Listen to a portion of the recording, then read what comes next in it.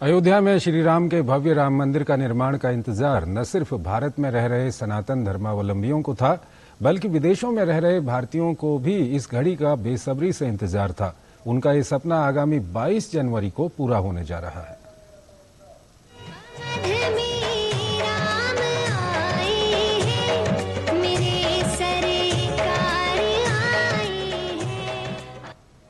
अयोध्या में भगवान श्री राम के भव्य मंदिर का निर्माण ऐतिहासिक संघर्ष का परिणाम है। राम मंदिर का सपना पूरा होने की खुशी भारत में रह रहे सनातन धर्मियों को तो है ही, 7 समंदर पार भारतवंशियों में भी राम मंदिर निर्माण के पूरा होने और रामलला की प्राण प्रतिष्ठा को लेकर काफी उत्साह है। अयोध्या में श्री राम मंदिर का पूरा होना। राम मंदिर हम प्रवासी भारतीय और अनगिनत भारतीय दोनों के दिलों में एक विशेष स्थान रखता है।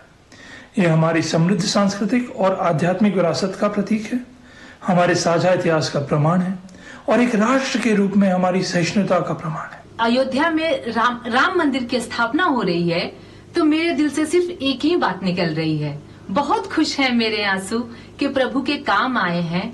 बजाओ ढोल स्वागत में, मेरे प्रभु श्री राम आए हैं। It is a victory of Indian Constitution. It is a victory of the Indian people, our Indian democracy at the end of the day. मैं चाहूंगी मैं सपरिवार वहाँ पे अयोध्या जाकर के उस मंदिर का दर्शन करूं जब भी वहाँ जाने का मौका मिले, और इस प्रयास के लिए मैं पीएम मोदी जी को बहुत ही उनका आभार व्यक्त करती हूँ कि वो इस बात को कर पा रहे हैं। It is a great pleasure for us to know about the inauguration of Ram Mandir on 22nd January 2024. It is a day that we are all eagerly waiting to see the grand Ram Mandir at the birthplace of Lord Ram in Ayodhya. दरअसल अयोध्या में भव्य राम मंदिर का निर्माण ऐतिहासिक संघर्ष की सफलता है। 1885 से शुरू हुए राम मंदिर आंदोलन के कानूनी विवाद में कई मोड़ आए, लेकिन सुप्रीम कोर्ट ने मान्यता उसी रामलला विराजमान को दी जिस रामलला को पूरी दुनिया सिर्फ एक मूर्ति नहीं बल्कि सजीव रूप में देखती है। आखिरकार रामलला विराजमान 22 जनवरी को अपने गर्भगृह में विराजमान हो जाएंगे। एक नजर इतिहास के उन पन्नों पर डालें तो राम मंदिर निर्माण की भव्यता और दिव्यता के साथ अविस्मरणीय संघर्ष की गाथा भी जुड़ी हुई है। अयोध्या के साधु संतों के लंबे संघर्ष के बाद आखिरकार ब्रिटिश राज की अदालतों से राम मंदिर के लिए न्याय की गुहार लगाई गई। 1885 महंत रघुबीर दास ने फैजाबाद जिला अदालत में याचिका दायर कर बाबरी मस्जिद ढांचे के बाहर एक छतरी बनाने की अनुमति मांगी। कोर्ट ने याचिका खारिज कर दी। 1950 गोपाल शिमला विशारद ने रामलला की मूर्तियों की पूजा के अधिकार के लिए फैजाबाद जिला अदालत में मुकदमा दायर किया। 1959 निर्मोही अखाड़ा ने स्थल पर कब्जा पाने के लिए मुकदमा दायर किया। 1961 यूपी सुन्नी सेंट्रल वक्फ बोर्ड ने साइट पर कब्जे के लिए मुकदमा दायर किया। 1 फरवरी 1986 स्थानीय अदालत ने सरकार को हिंदू उपासकों के लिए स्थल खोलने का आदेश दिया। जब ये निर्णय लिया गया तब राजीव गांधी प्रधानमंत्री थे।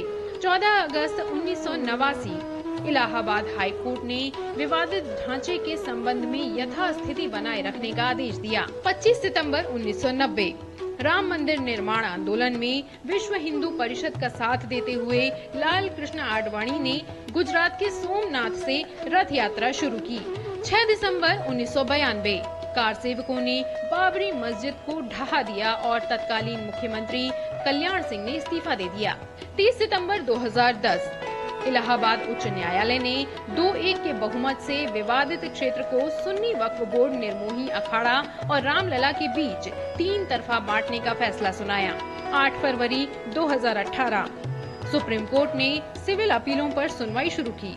8 जनवरी 2019 सुप्रीम कोर्ट ने मामले की सुनवाई के लिए मुख्य न्यायाधीश रंजन गोगोई की अध्यक्षता में 5 न्यायाधीशों की संविधान पीठ का गठन किया, जिसमें justice S S. Bobde, N V. Ramana, U Lalit और डी.वाई. चंद्रचूड़ शामिल थे।